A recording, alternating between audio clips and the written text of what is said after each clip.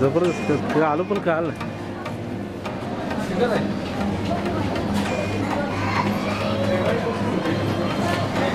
मंदिर किधर है भाई साहब?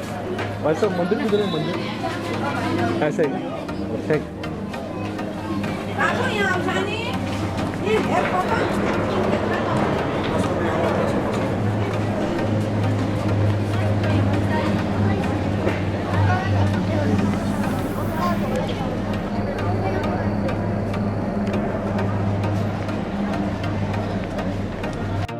पैसे ठेवा फक्त.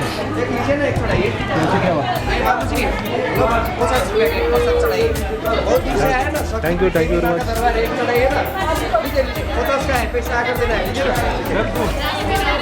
Thank you sir.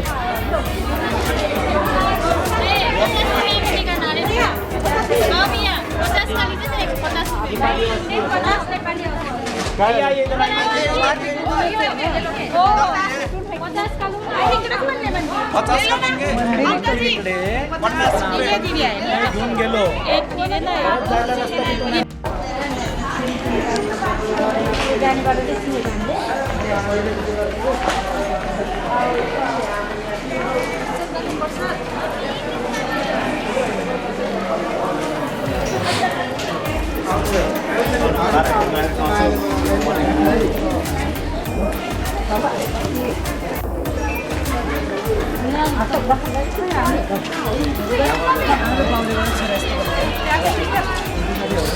मनोकामना देवीचं दर्शन घेण्यासाठी आपण आलो आहोत.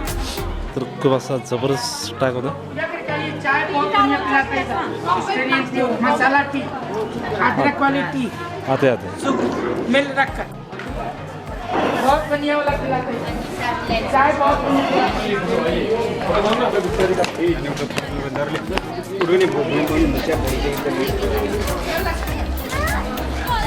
हे बाळ येतं नाही आहे.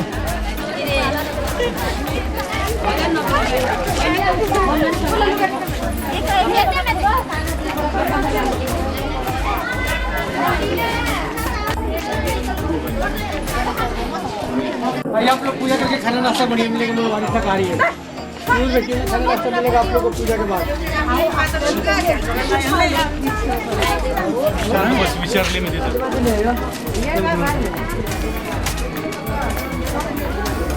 टायमिंग कितीपर्यंत? 6 पर्यंत आहे का? तर मित्रांनो फायनली कंटिन्यू काय होणार? आपण नेपाळमधील मनोकामना देवीच्या मंदिरापाशी आपण पोहोचलो आहोत. तर वरच्या परिसरामध्ये आपल्याला नेपाळची संत्र्या असतील किंवा जे मार्केट आहे खूप मोठं असं मार्केट आहे.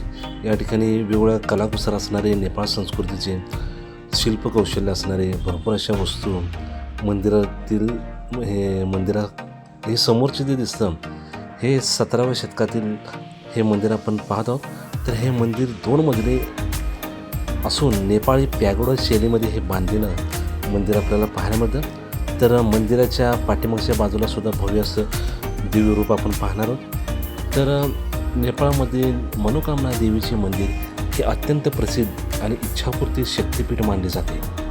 मन म्हणजे हृदय आणि कामना म्हणजे इच्छा या 2 शब्दांच्यापासून मनोकामना हे नाव पडलेलं आहे. आणि येथे देवी भगवती म्हणजे माता पार्वतीचे रूपची पूजा केली जाते. म्हणजे पार्वती माताचं रूप असं म्हणलं जातं. तर अंतर्गत भागामध्ये शूटिंग करण्यास सक्त मनाई आहे. परंतु जी रचना ही खूप म्हणजे 17व्या शतकामधील गोरखा राजांचे राजा रामशहा यांच्या काळापासून या मंदिराचे महत्त्व आपल्याला पाहायला मिळते. तर जबरदस्त असं मंदिर आहे आणि प्राचीन असं मंदिर.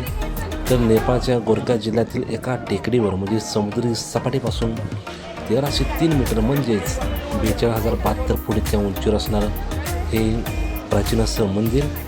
तर पूर्वी या मंदिराकडे येण्यासाठी 5 ते 6 किलोमीटर पायी चढाई करावं लागत असे.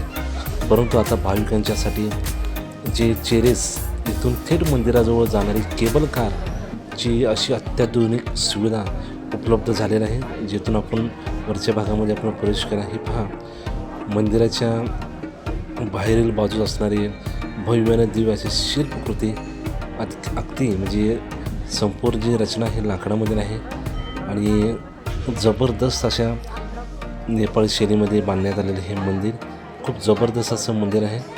तर मनोकामना म्हणजे इच्छापूर्ती असं मंदिर आपण पाहत आहोत. तर मनोकामना देवीचं प्राचीन असं मंदिर, ज्याला पार्वती माताचं रूप असंही म्हटलं जातं.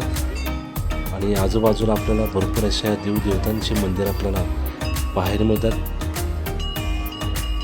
पहा, महादेवाची पिंड, त्याच पद्धतीने एक देवी बैलावर बसलेली आपल्याला पाहायला मिळते, एक घोड्यावर बसलेली पाहायला मिळते. अशा वेगवेगळ्या प्रतिकृतीमध्ये हे पहा, वाघावर बसलेली देवी आपली आणि सुंदर असं नक्षीकाम आपल्याला पाहायला मिळतं. तर मंदिराचे स्वरूप आपण पाहिले म्हणजे नेपाळी पॅगोडा शैलीमध्ये बांधण्यात आलेले हे प्राचीन असे मंदिर.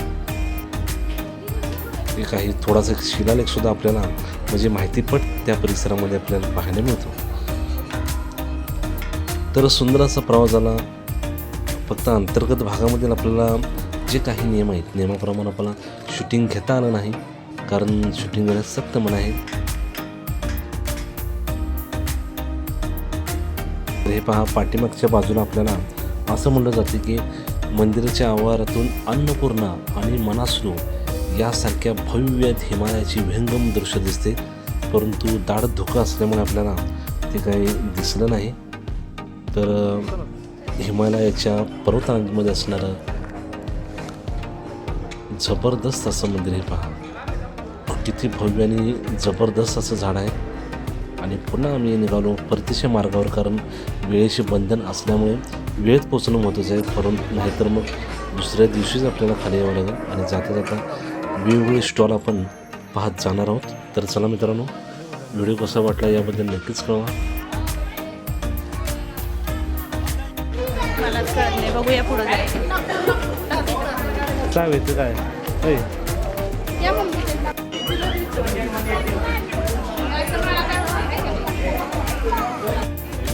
किचन आहे का?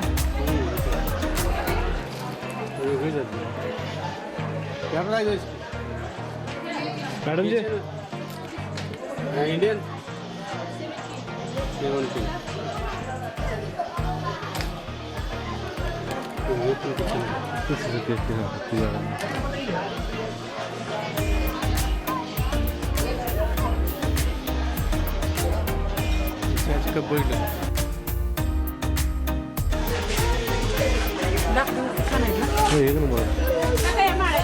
चला वाढ बघते ना रे. ते चला फास्ट चला, टायमिंग आहे. किचन